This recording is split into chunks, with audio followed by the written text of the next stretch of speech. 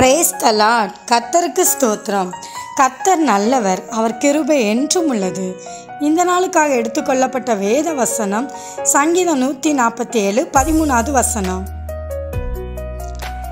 அவர் உன் வாசல்களின் தாழ்பாளங்களை பலப்படுத்தி உன்னிடத்தில் உள்ள உன் பிள்ளைகளை ஆசீர்வதிக்கிறார்.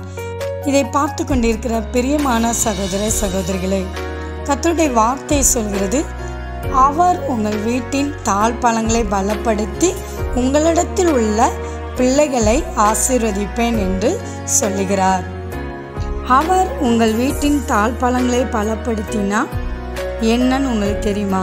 அதாவது உங்கள் குடும்பத்தை கர்த்தர் பாதுகாப்பார் என்று அர்த்தம்.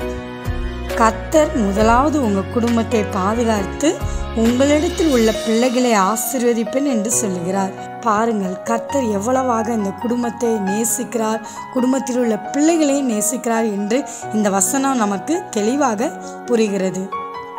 ஆகவே நீங்கள் பிள்ளைகளை குறித்து கவலைப்படாதீர்கள்.